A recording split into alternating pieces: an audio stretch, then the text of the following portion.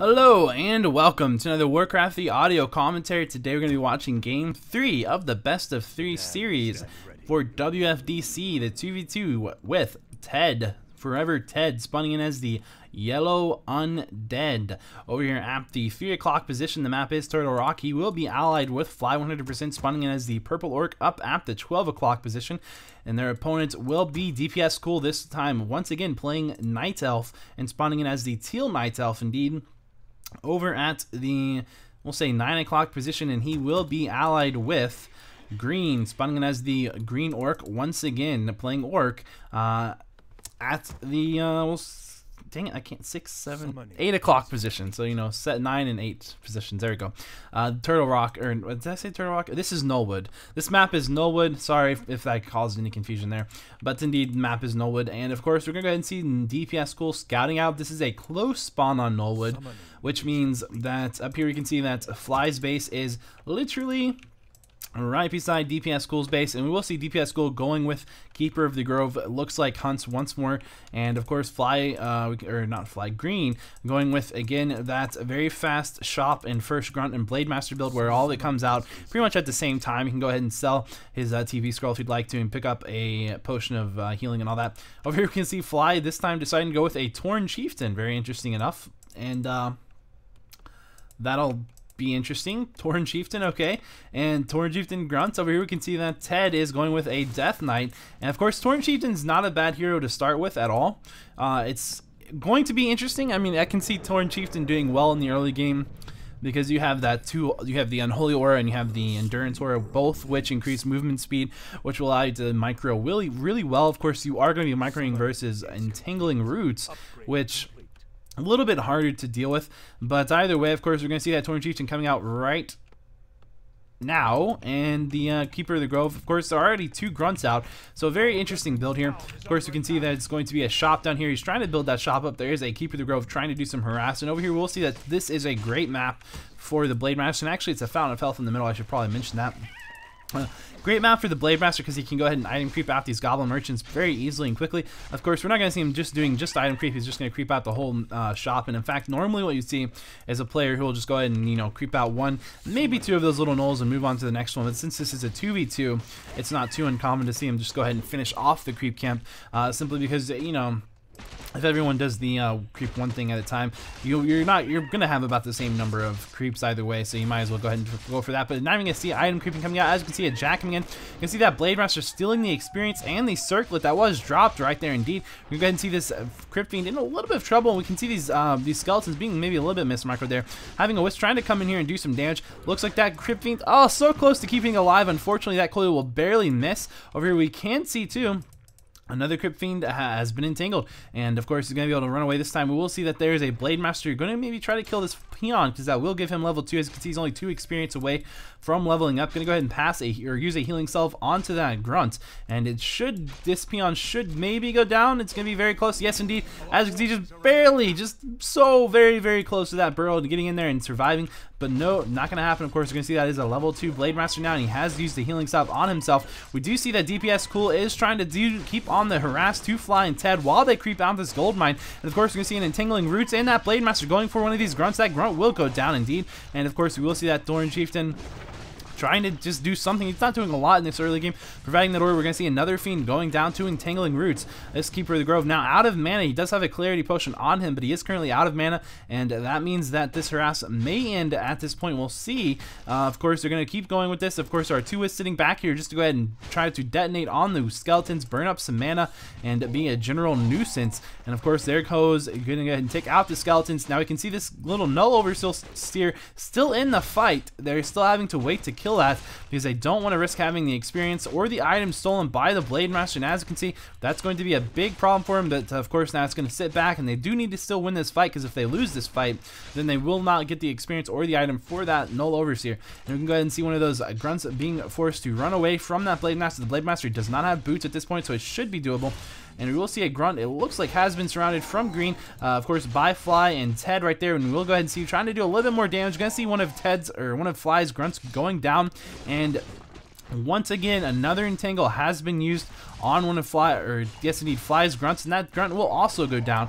Now, you can see up here at the top that this Crypt Fiend trying to stay alive versus this Blade Master. Of course, he was a nice coil to go ahead and get that done, and now maybe they'll go in for that Null Overseer just now. Maybe not. It looks like they should. Of course, Ted's pinging this saying, hey, we gotta go creep this out, so they don't. And they don't have any more skeletons actually right now to tank for him, and he has gone ahead and used a Clarity Potion on the Death Knight. Gonna go ahead and maybe go for the very nice fake coil there. I don't know if you quite saw that. It was on the edge of the screen. I was trying to see if what was happening, but yes, indeed, what we saw right there was the Death Knight who actually raised up to go for a death coil, and I think what happened, it looked like that was a fake cast of the death coil, and then the wisp actually detonated on the Death Knight.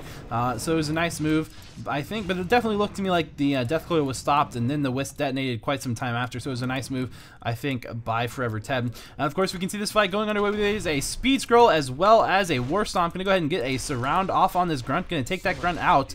And now you can see that is a level 2 Tauren Chieftain, or yes indeed, and a level 2 Death Knight. Death Knight doesn't have enough mana for any more Death Coils, so we will go ahead and see one of these Fiends going down, and a second Fiend has been hexed, one Fiend entangled.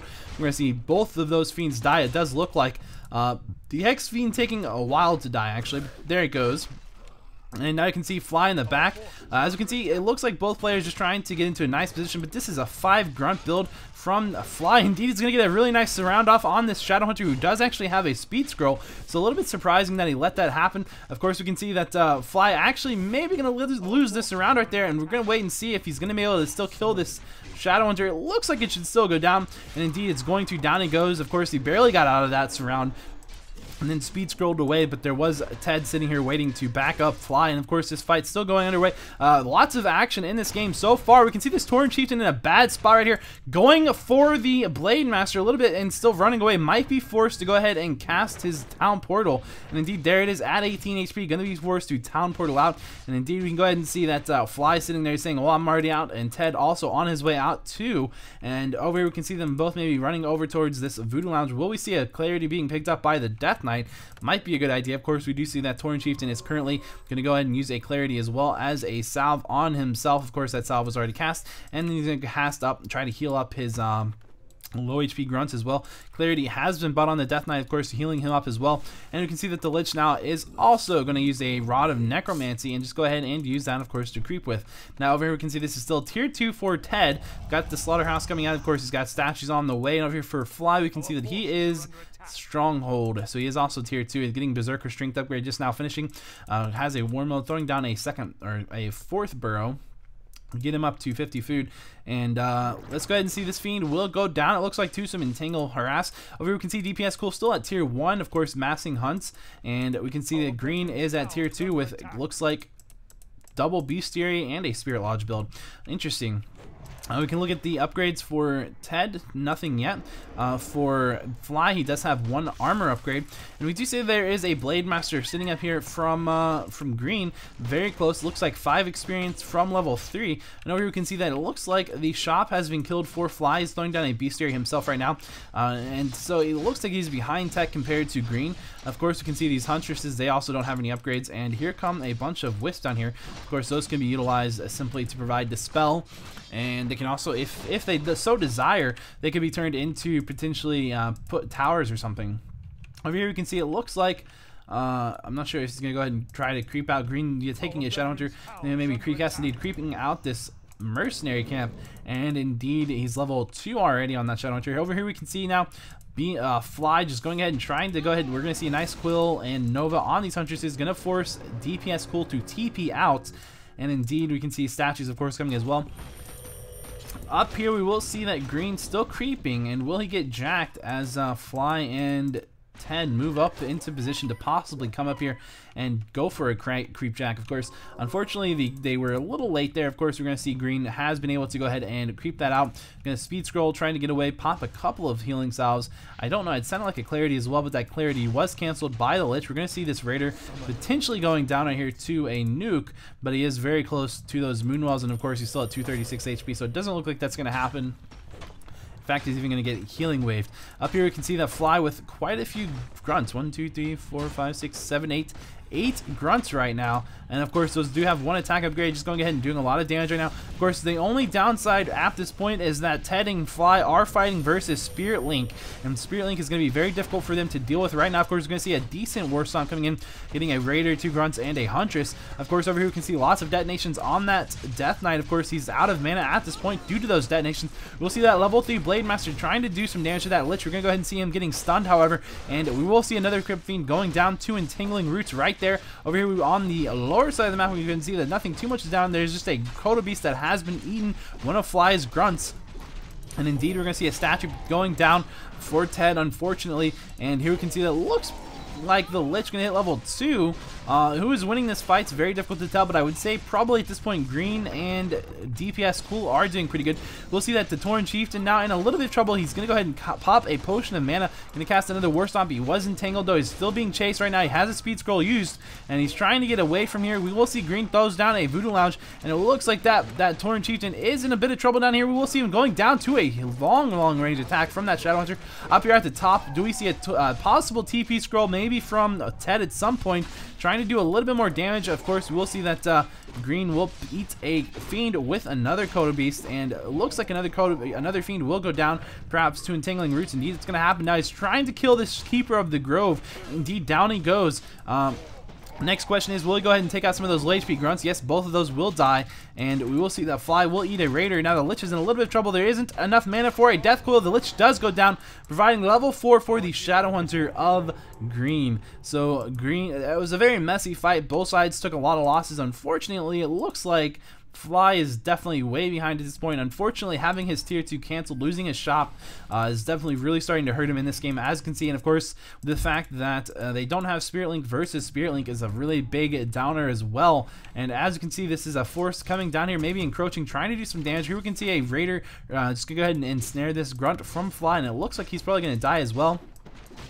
Definitely saying that Green has the hero level advantage. As you can see, both of his heroes are level 4. Level 4 Blade Master, level 4 Shadow Hunter. It's going to be going into this fight versus this level 3 Death Knight. And as you can see, I would even say that better upgrades are given to Green right now. As you can see, 2-1 versus 0-1 and 0-0. So indeed, it looks like this could potentially be a game-winning fight for Green and BmDpsCool potentially.